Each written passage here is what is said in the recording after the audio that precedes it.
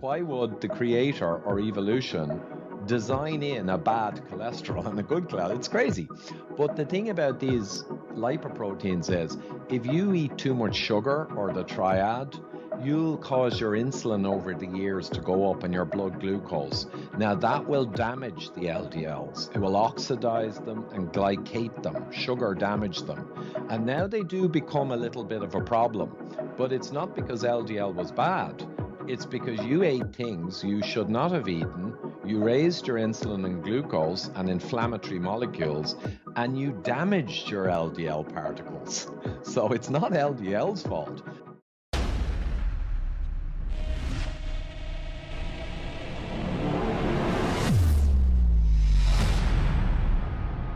Hey guys, today we have a very special guest. He's an engineer who knows more than your doctor. He's Ivor Cummins, who is also known as Fat Emperor. Ivor has been researching metabolic disease and cardiovascular disease root causes for around 8 years now. He uses his engineering brain to decode the data and spread the truth about health and wellness to the masses in a format that is very easily understandable. Ivor published a book with Dr. Jefferey Garber called Eat Rich, Live Long, which is a must read for the people who want to transform their health. I really believe that Ivor is on a mission to change the world for better. I'm very happy to invite Ivor to the show. Thanks, Ivor, for coming to the show. Delighted to be here, BNS, and you're doing great work there. And your YouTube channel, I believe, is rising fast. So thank you so much, Ivor. Ivor, before we go into the interview, can you share where can people connect with you? Oh, right. Well, if you Google my name or search my name, you'll hit my first page, YouTube mainly, where all my material is, and my website, and Twitter. I'm very active, and there's links on my YouTube to my Patreon and PayPal and all that stuff. So I'm out on my own on this now to save the world. Thank you, Ivor. Ivor, my first question is, can you explain what is CSE score and tell its importance? Yeah.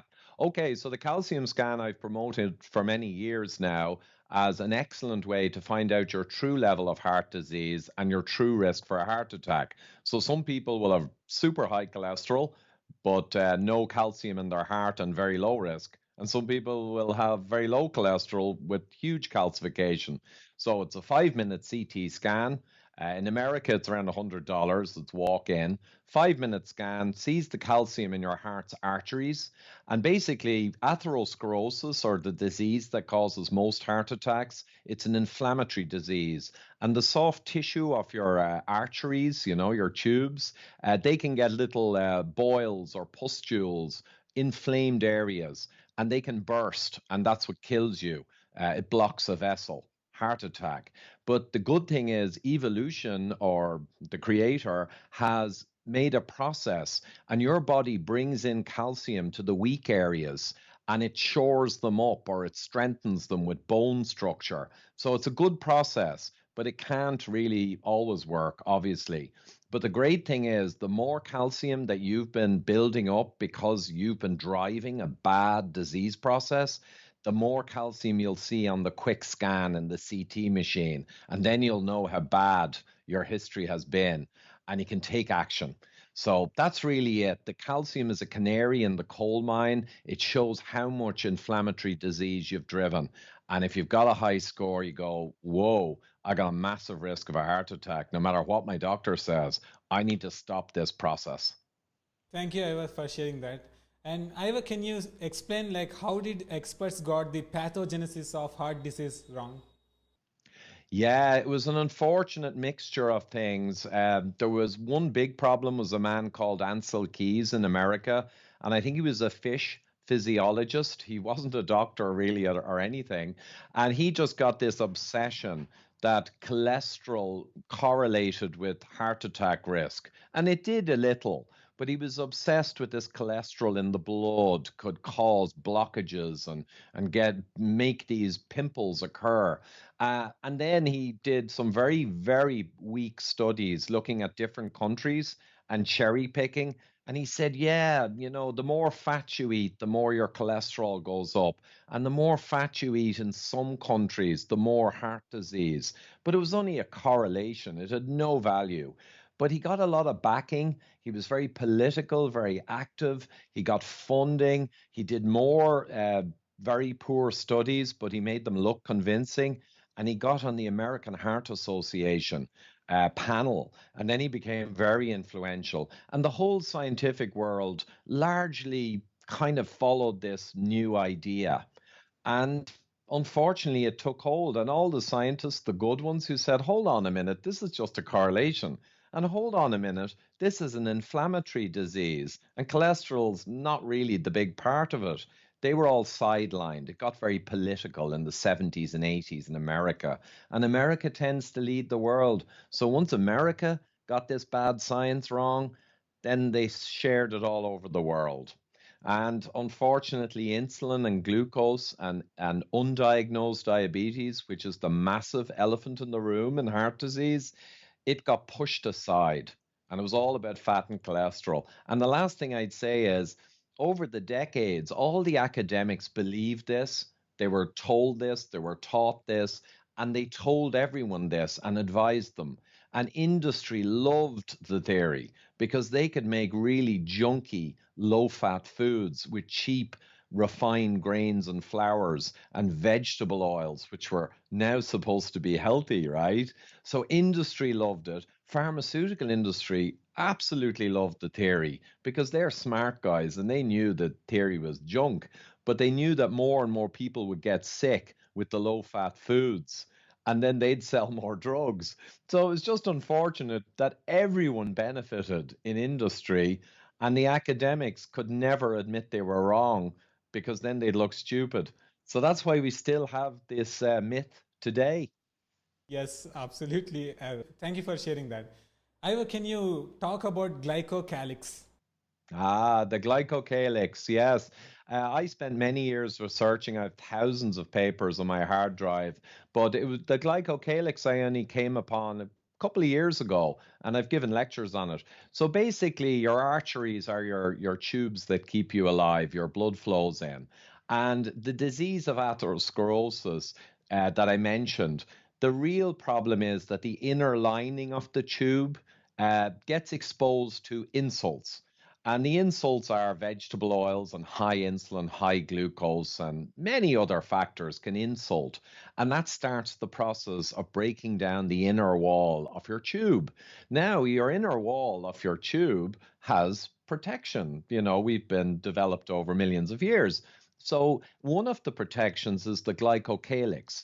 And basically, it's like strands or hairs. So, under high magnification, you can see basically a forest of hairs like a carpet. And that's the glycocalyx structures, you know. And they actually are like a non-stick lining. They protect your inner wall from things in your blood like damaged LDL cholesterol or glucose. They protect the wall. It's a shield.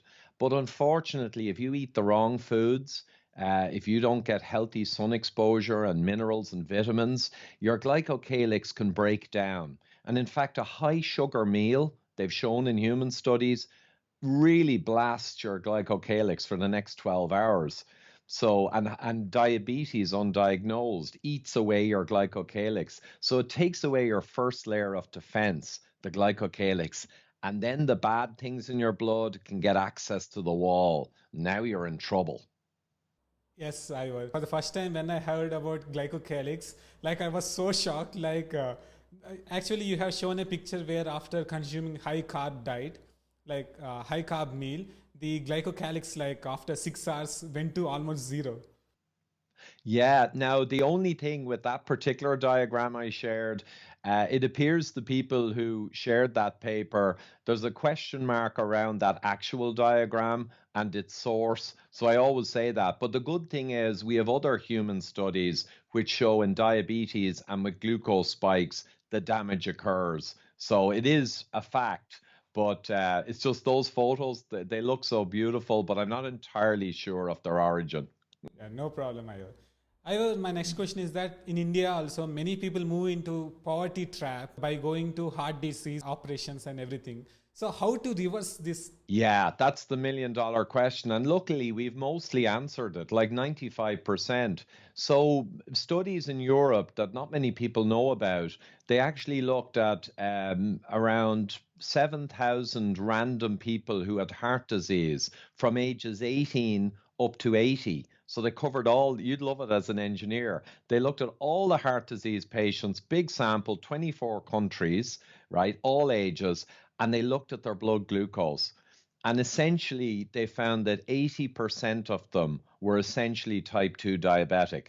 So, like in Europe, we're probably 6% type 2 diabetic or 5. But when you look at the heart disease people, all ages, all countries, 80% are really type 2, but they're undiagnosed, most of them. So, the big thing to do, the mega thing to do, is to fix type 2 diabetes physiology. Even if you're not diagnosed, it's there in most people. And you fix that problem, and then the heart disease stops continuing.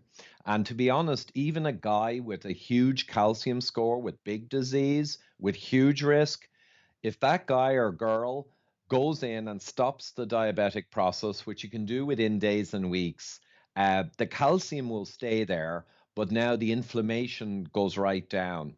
And it's the process driving forward that causes the ruptures. If you stop the process, your risk plummets. And we've seen this in human studies that people who manage to stop the progression of the calcium, you know, below 15% per year, if you can get down to only a few percent increase per year of your calcium score, your risk plummets right down to someone who had a low score. So it's amazing. So that's the big elephant in the room, is getting your insulin and glucose low and fixing that. And then there's a few other key things. You want to make sure magnesium, a cheap supplement, make sure you get a few 100 milligrams of magnesium a day, because that's really important for health, and our foods don't contain enough anymore. And then make sure you get lots of healthy sun without burning. And particularly in India, people are dark skinned because it's a high ultraviolet country. But the problem is everyone's wearing clothes now. And you need to get that ancestral sun. And you get vitamin D from that. And you also get nitric oxide, which is incredibly powerful to keep your arteries healthy. So fish oil is also another thing. But the main thing is to switch to a lower carb, no processed food, real foods diet. And if you don't have much money, in fairness, organ meats can be a very cheap superfood to eat. They're a high fat, high nutrient dense superfood. So you can maybe get hold of organ meats and often eggs. My friend Dr. Ron Rosedale, who works in India helping with the massive diabetes problem and obesity, they call him the egg man because he says even if you're kind of vegetarian leaning, eggs are often okay, not too expensive, and they're superfoods.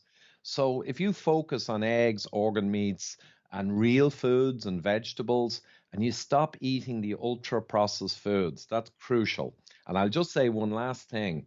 If you did nothing else but stop eating sugars, refined carbohydrates, and vegetable oils, that terrible triad, if you stop eating that, which means stopping eating ultra processed foods, and you end up eating real food, no matter what it is, you're going to be way ahead in your goal to reduce your risk. Way ahead. Ivor, can you explain some more about Satan's triad? Yeah, Satan's triad, or the devil's triad, I call it. So, modern chronic disease is driven by many things. Even leaded petrol in the 50s and 60s drove a huge amount of extra heart attacks. This is published. No one talks about it. So, many factors in the modern world drive disease. But the big one, I would say, is the triad. And interestingly, Weston Price in the early 1900s went to Africa and he looked at tribes that were living ancestrally versus their cousins who went to the city. And he saw a massive difference in health. The guys who went to the city, their teeth were malformed, they had caries and tooth rot. The guys still living locally, their teeth were incredible, with no dentists even. And he also saw the guys who went to the cities, they got high blood pressure like Westerners, as they got older. But the guys who were still in the village, they never got high blood pressure, even when they were 70. So he just said, wow. Now, he wasn't sure exactly what it was, but his shot was three components. He said vegetable fats, the modern vegetable fats that were imported to Africa, and we're all eating now, Crisco and the original vegetable fats. And he said sugars, the added sugars and syrups that are being used. And he said flours and refined grains. That was his shot at what the three bad foods were. And in 1968, the Man paper, where they went to the Maasai and they found they had no heart disease. And they studied all their hearts and they did postmortems. And they said, wow, these guys, they don't have atherosclerosis and they don't have heart attacks, and it's amazing. And they were really there to look at the pathology of the heart, but they still took a stab, a guess at what it was, and they reckoned it was sugars, refined grains and flours, and vegetable fats. They took a guess at the same three like 50 years after Price. And now all of the low carb community and all of our professors and doctors and researchers all know from all the science that it's sugars, refined grains, refined carbs, and vegetable fats. That's the triad. So we have a century behind us. There's no question anymore. And the terrible thing is that the ultra processed foods, most of the supermarket, they're actually made up by the triad mostly. Most of the calories in them are the triad. So go figure why we've got a chronic disease epidemic. I mean, it's insane. So that's why you get rid of the triad, and even if you're not eating the most amazing macro balanced diet and everything, you've done the biggest step a human can do. You got rid of the triad, you got rid of what underpins the modern chronic disease explosion. You've got rid of that. Pareto principle, you hit the 80% most important thing by only doing 20% of what you could do. Magic. Thank you, Ivor, for sharing that.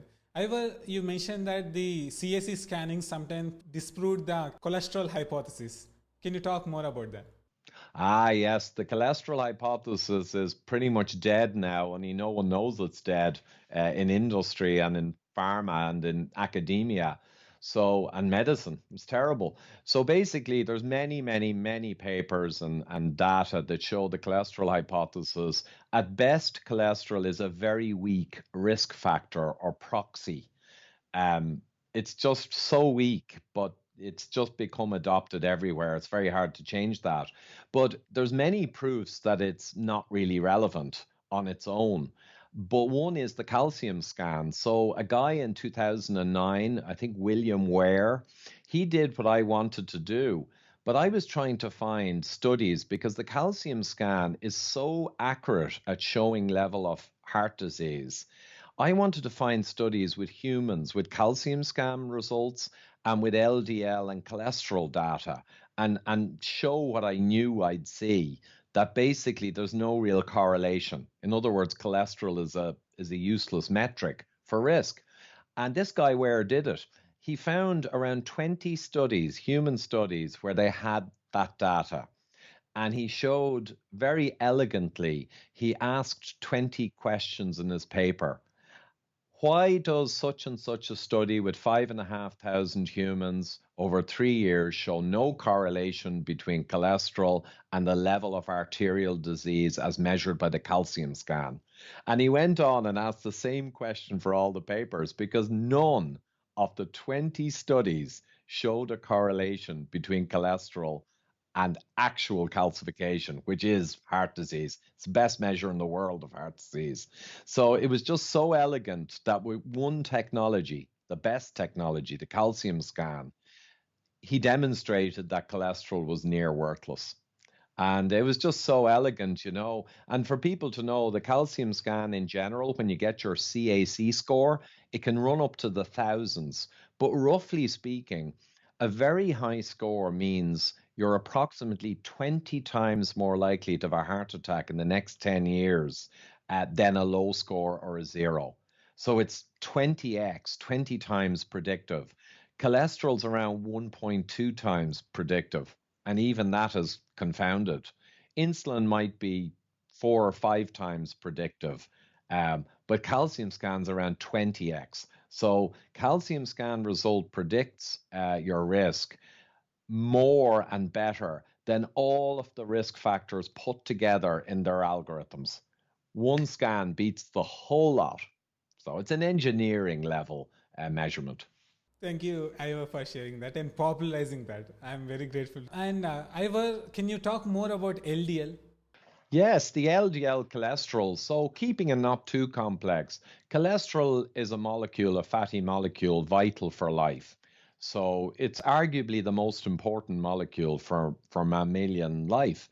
And your brain is only 4% of your body weight, but it has around 25% of your cholesterol up there, right? So it's a crucial molecule for every process in your body practically, and it allows your cells to actually exist. Your 37 trillion cells all need cholesterol in the membranes. So I could go on, but it's crucial. Now, that's the cholesterol molecule, and your liver makes around 80% of your cholesterol. That's how important it is. Your liver takes the job of making it.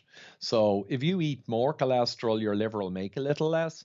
And if you eat less cholesterol, your liver will make a little more. So your body chooses to keep pumping out cholesterol. So it's obviously cannot be bad. So that's one thing. But then the cholesterol that's so crucial has to travel around your body. But it can't because it's a fat and your blood is water based. So it'd be like globules. So the cholesterol is packaged with triglyceride fats for energy into lipoproteins. And they're like submarines, really.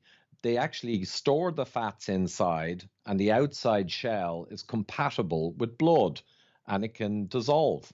So they travel around in their trillions, delivering cholesterol, picking up cholesterol, delivering fats for energy to your muscle or your fat tissue. And these lipoproteins are crucial process. But one of them is called the low density lipoprotein, and that's the LDL, the supposedly bad cholesterol that your body needs to live. And then another one is called the high density, and that's the HDL lipoprotein, and that's supposedly the good one. Like, like why would the creator or evolution design in a bad cholesterol and a good cholesterol? It's crazy.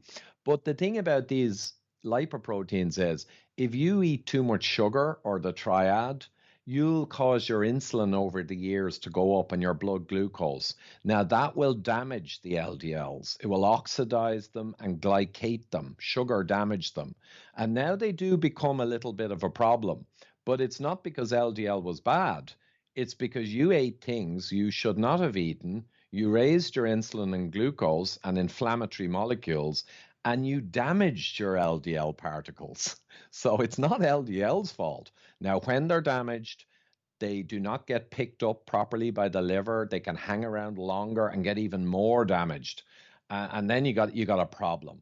And the best way to know whether you're damaging your LDLs or not is to see are you insulin resistant or not. There's other problems that damage cholesterol particles, but you check if you're insulin resistant. And the easiest way to do that is to look at the ratio of your triglyceride number over your HDL. And if that's nice and low, you're highly unlikely to be insulin resistant. And the other way is if you get a fasting glucose test, blood test, and a fasting insulin, you can put them in the HOMA calculator, HOMA calculator. It's online. And if you're below 1 in your result, you're in good shape. If you're above around 1.5, 1.8, you're insulin resistant. So these are the simple, basic ways to find out how you're doing. Ivor, can we reverse type 2 diabetes? Ah, yes. I've been saying it for a long, long time, but luckily in the last couple of years, it's been demonstrated in human studies. So it has been said always in the medical world and the professors and the experts that type 2 diabetes is a chronic progressive disease. It will continue to worsen, though you can slow the increase, and eventually you will need medications increasingly. That's false. All the doctors believe it, but it's false. Absolutely false. Because Virta Health took 430 type 2 diabetics, pretty bad ones, and over 12 months demonstrated with just a low carb keto diet, no calorie restriction or starving, just with a low carb or actually keto, very low carb diet and coaching to keep the guys continuing on it. No point if you stop doing it, it's not going to work. And they saw 60% went into remission. Now, they've still got metabolic challenges. You can't completely fix 20 years of damage, but they actually become non diabetic by the glucose and HbA1c measures. And we have an Irish company, Readycare, who are giving basically low carb support to corporations and doctors and metabolic illness people.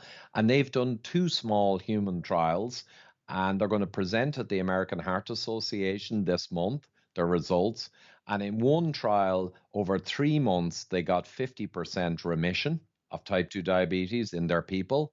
And in another trial, 70% remission. So, absolutely, you can do it.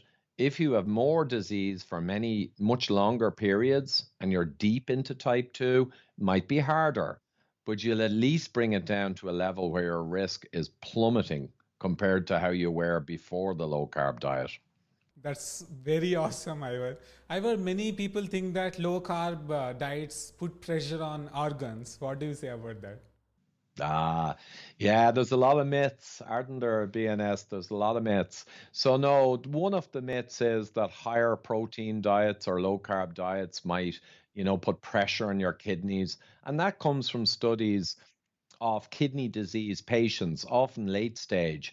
And some of those may have some challenge with protein processing, but that's a very special case. So we actually have many published papers, and I released an interview with Jose de Soto, a doctor in Portugal, and he did all the research for us on that. And it's on my YouTube. I can send a link later. But a really beautiful lecture he gave, and I recorded it in London for him and got it out there. And he completely destroys that myth. So he's actually found the good human studies with normal people, with metabolic illness people, and even some with challenges to kidney function. And he shows with no question that that's not true. It's cherry picking of data. So overwhelmingly, in all of the properly designed low carb human trials, practically everything gets better. Organ function, lower insulin, lower glucose, better health profiles for your LDL cholesterol. Small, dense, bad LDL goes to big. And just all of the measures of health get better on a proper low carb diet in the research. But the myths still stay strong. Yeah. Thank you, Ivor. Ivor, why consuming low salt diets is not a good idea? Yeah, salt is, oh, we're hitting all the myths here. So basically, there's a book called The Salt Fix by James de Nicolantonio Palamine. He's a cardiac researcher, and it's probably one of the best places to actually look at the whole salt debacle. So they got very weak evidence, associational evidence, a bit like Ansel Keys way back with the cholesterol. And they got it in their heads that because some hypertensive, high blood pressure people, if they take a lot of salt, it can cause their hypertension to go up. They got the idea it was bad for the heart. But they cherry picked the data again, looking at a narrow group of hypertensive, metabolically ill people. But the reality is, if you look at all the data, if anything, we are taking too little salt. So if you go on a low carb healthy diet, not only will all your blood metrics improve, you'll resolve diabetes and your health will bloom. But a low carb diet, often you got to make sure you're getting enough salt. And a lack of salt can cause cramps and can cause problems. So I'd say the salt fix has all of it in there. It's a good, probably it's cheap on Kindle now. But the truth is, again, they cherry picked, they got an idea, and it became dogma.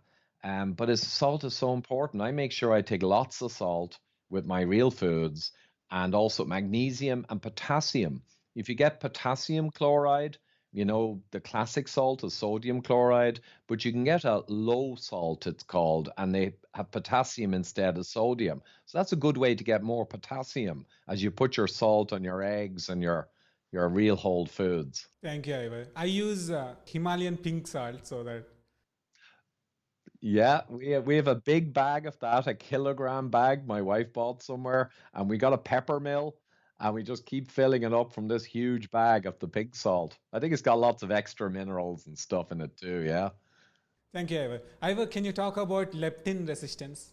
Ah, yes. So again, Dr. Ron Rosedale, we talked about this at length last April. So basically, I kept talking about insulin resistance, and if you eat the wrong foods in the triad, your insulin will go up, your glucose, and you become resistant to insulin. And then you got a double trouble. You got insulin resistance in your body and hyperinsulinemia, and together they destroy your arteries and everything else.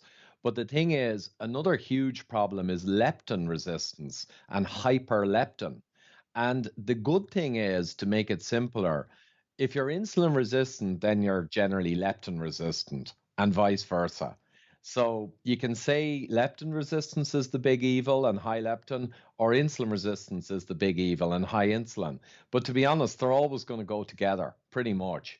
So leptin is a hormone released by our fat cells, but it's also used in your immune system. One of the issues with corona, sadly, is leptin resistance causes your immune system to not react properly to the threat and also to overreact with a cytokine storm. So it even connects to the whole corona problem.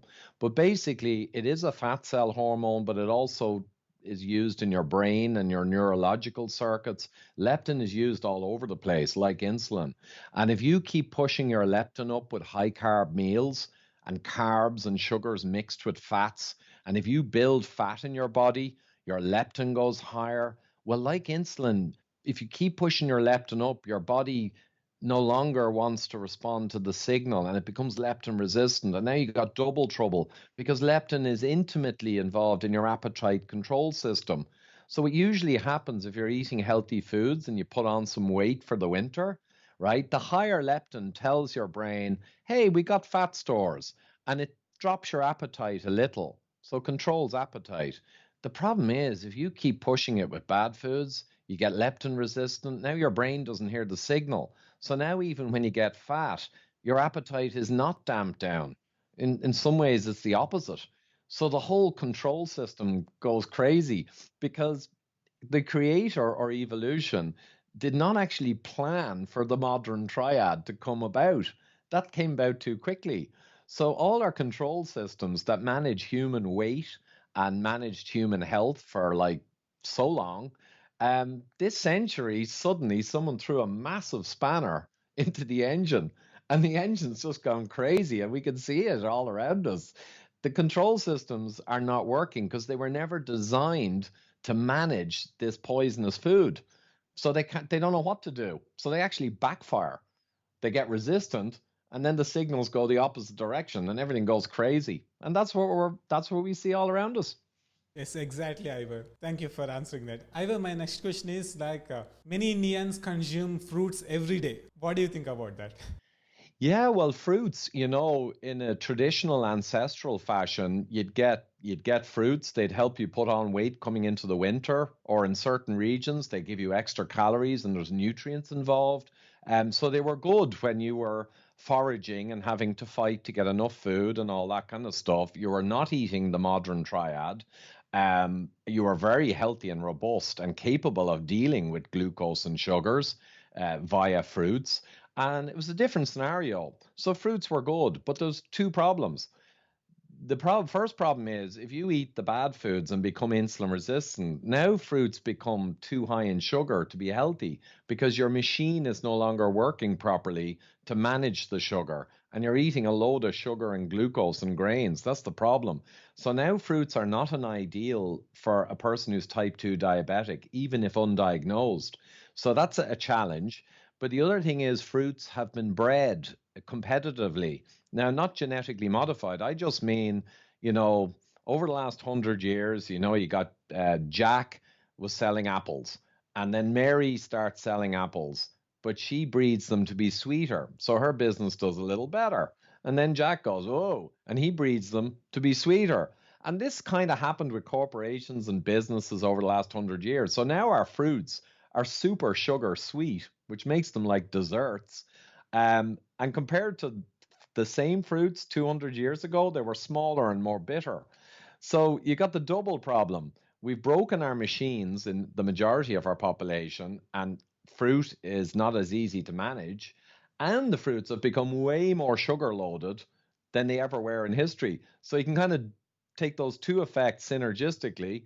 Got to be careful with fruit. And ideally, someone who has challenges with insulin resistance, you can eat berry fruits. They're relatively low sugar still. So raspberries, strawberries, blueberries. But I know in India, probably the fruits are more the big, juicy, sugary type, I'm guessing.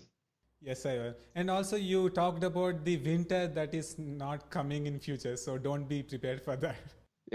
That's it. I interviewed a guy on that, and it's yeah. The phrase is the problem is winter never comes. So in your Northern Europe, especially, when we got fruit in the autumn, we gorged like bears gorge on fruit, and you build fat that will actually help you survive the winter. It's a life and death thing, tens of thousands of years ago. But now the fruit is shipped in by air and sea all year round, constant fruit of a modern bread for sugar variety, constant sugar all year. It's not surprising that things kind of broke. Yes, I will. I have 50 to 60% of my subscribers always ask about thyroid and PCOD. Do you have any research about that? Yeah, so thyroid, I'm not sure in India, but in America, there's an epidemic of Hashimoto's and thyroid issues. Now, some of it is driven by autoimmune problems from the people eating grains and glutens and modern foods. And some of it is because people in general have become diabetic and their whole cholesterol system, hormonal system got messed up. But America is riddled with thyroid issues. So I haven't delved deep into it, but on a low carb diet, your levels will naturally drop and you're going to alleviate or make thyroid issues much less bad in general on a low carb healthy diet that we talked about. So that would be the way to go. But I guess some people also benefit from the medications and the hormones and the drugs, but it's not my specialty. But I did do an interview with Dr. Ted Naiman in San Francisco a few years ago, and we spoke specifically on thyroid. So that might be a link I send you as well. And I think Dr. Ron Rosedale, who's very good, also has a lecture online on thyroid. And I have a doctor, Dr. Neville Wilson in Ireland, who wrote a 10-page comprehensive blog on thyroid. And I always send that one to people. So maybe I'll send you, BNS, a few links for the best information on thyroid. Thank you, Ivor. Ivor, can you talk about Extra Time movie? Oh, Extra Time movie. Yeah, we made a movie. An Irish entrepreneur who I used to work for funded a few $100,000 to make an Irish movie. And we got 45 sports heroes from the 1990s, and they're now in their 50s. And we scanned them. And their doctors and themselves thought they were all perfectly healthy and they were in pretty good shape to look at because they were elite sportsmen. And we scanned them and we got 9 with super high scores. 2 of them had to go straight in for bypasses, emergency bypasses. So I'll show you the power of the calcium scan. We found 9 mega risk people out of 45, like 20%, and they had no idea. And I think a third one actually went in and got a single bypass as well. And one of the guys, while he was waiting for his bypass, he had a heart attack. He was jogging. He broke his teeth.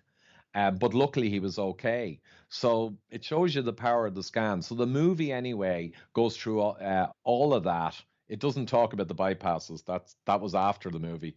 But it also follows a hero, a guy who got 1,000 score, tall, slim, strong, well exercised man, got a 1,000 score. And we follow him over the year and we get him rescanned. And he did what I said earlier.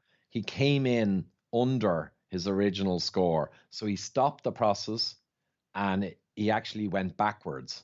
So it's a great movie and it's a great celebratory ending. But we had 3 other guys in the movie. 2 of them stayed flat and one of them dropped along with our hero. So it's a few dollars. If you look up extra time movie, it's a few dollars for a view. So, or we'll see, can we do a discount? Actually, I might send you a link so people can just watch it. How about that for your YouTubers? Thank you so much, Ivor. You're awesome as usual. Ivor, many people think that being slim is equal to being healthy. So, like, can you talk more about that? Oh, yes, yes. We have a huge problem with TOFIs, TOFI, thin outside, fat inside. So basically, and it's a particular problem, I think, with Asian extraction peoples and Indian extraction. Again, who has this? It was Dr. Ted Naiman told me, West Coast USA. He's a super doc. And he said to me during our interview, he said, my Indian extraction patients, particularly, rather than get fat overall, like Caucasians have a tendency, a lot of them, to get fat all over, like big fat people. But often they can not be too insulin resistant because, as Rosedale said, um, diabetes is the price you pay for not being able to get fatter. So, in other words, we all have a personal fat threshold. So, we get fatter and keep our insulin and glucose manageable. But there's a point at which we find it difficult to get fatter. And that's when we become diabetic and our insulin and glucose shoots up, right? Now, Indian people, particularly, Dr. Naiman said all of his Indian patients, they tend to get the middle belly even more than white people.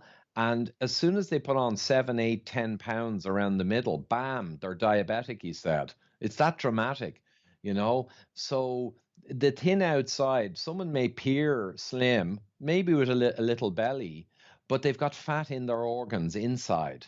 And this is a huge amount of people around the world. Thin outside, fat inside. And they're at just as much risk as the big super American enormous fat guy, potentially. But they don't think they are. So it's very so I always say this to people, when a guy at 53 years old drops dead of a heart attack, and people go, oh my God, he had 3 children, but he didn't smoke, but he wasn't fat. But the thing is, he had a tummy, and that guy would have had fat in his pancreas and in his organs, but no one gave him a scan. No one's focusing on that. They're looking at the cholesterol. That guy could have had low cholesterol as well. None of that's any good. You need to get a CT scan for a CAC score or get a scan for visceral fat, which is the fat inside. Or the triglyceride over HDL is very good because if that ratio is low, well, if your triglyceride divided by your HDL number, if that's in milligrams, then below 2 is good, or preferably below 1.5 or even 1. But if it's in millimoles, you want to be down below 1 and preferably down at zero point 0.6 or zero point 0.7. So either way, if you're good in the triglyceride divided by HDL, which is a cheap cholesterol panel, very likely you don't have visceral fat problems. So, and the other thing is waist to height ratio. So Naaman said this, and he's so right. Ideally, you want your waist to height ratio to be 0.5 or below. Now that's difficult, but 0.6 or below. But if you are apparently skinny with a tummy, chances are you're not going to make zero point 0.5. You're not. So that's another good, quick way to check your health. Thank you, Ivor. Ivor, now we have questions from subscribers. Oh, yeah, go ahead. John is asking, what are the top 4 tips to prevent heart attack? Ah, okay. We did a top 10 in our book, myself and Dr. Gerber, but the top few were adopt a healthy, real foods, low carb diet. That's low in carb, particularly refined carb, and high in healthy fats, but no vegetable oils, and moderate or significant protein is good. So that's the first thing. The second thing was, well, the triad you got to eliminate, but that's kind of covered there. Fasting is very healthy. So not eating so many meals and meal skipping, we call it, rather than fasting, and getting used to being a fat burner, that's really healthy. The other thing we would have said is we had 4 S's. Well, I guess that's 4 things. So we had sun, supplements, sleep, and stress. And just those 4 things. Sun, you want to get a lot of healthy sun exposure. And someone who's Indian or someone who's in Africa will obviously need vastly more powerful sun than a Caucasian to get the same benefits. So the rule is always the same. Get as much sun as you can in your skin without burning. And that accounts for the skin type because for an Indian person, it might be an hour. For a Caucasian, it might be 7 minutes. But the measure is without burning, without discomfort. So, sun, stress, you got to try and avoid chronic stress because it raises cortisol and insulin and glucose. It raises fatty acids. It's bad. Supplements, I mentioned a few. And what was the other one? Sun, stress, sleep. Sleep is very reparative, and people who have long term are avoiding getting good sleep. It causes your insulin resistance to go up quite dramatically, and it's like eating bad food, missing sleep. Sleep is required to take all the inflammatory products in your brain, especially from your metabolism during the day, and clear them out and detoxify. So, I could go on, but the four S's, along with a healthy low carb, real foods diet, and fasting behaviors is super. That's the cluster. Thank you, Ivor. Ivor, Anne is asking, why do low-fat diet advocates still exist? Yeah, I think it's because the biggest industries in the world depend on them. So the food industry depends on the low-fat junk foods. Low-carb foods are not good for business and international business and long shelf life processed foods. They kind of generally want to be low-fat stuff with vegetable oils and refined grains and sugars to make them palatable. So the biggest industry in the world, almost the food industry, likes low fat, and they fund and they make sure to keep it alive. Then you've got pharmaceutical industry, not so connected, but they're smart and they know low fat diets are good for business.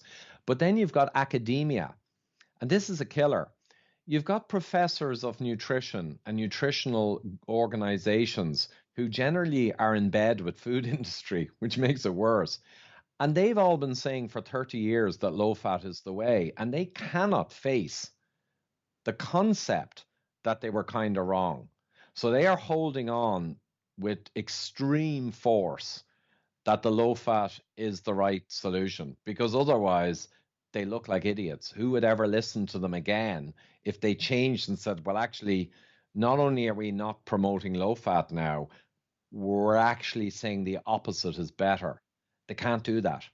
So you have all these powerful forces that own nutrition advice, and they're all massively motivated to stick to the script. And that's why it's a long, hard battle, obviously. Thank you, Ivor. Ivor, last question. Would you like to share a 7-day challenge to our subscribers? Oh, just propose a 7-day challenge. Yeah, I mean, I think a good one would be, could you completely avoid the triad for 7 days? So you can only eat real foods, and that means meat, fish, eggs, or vegetables, no ultra processed foods. So you could maybe have dark chocolate because pure good brand dark chocolate is not really processed, little sugar. But yeah, no triad for a whole week. Could you do it? Thank you so much, Ivor, for issuing the challenge. And thank you once again, Ivor, for coming to the show and helping us to become more healthy. You're awesome. Hey, thank you, DNS, and fantastic work you're doing too, and delighted to support it. Thank you. Guys, you got to go to BNS Goku Great YouTube channel and subscribe for the best material.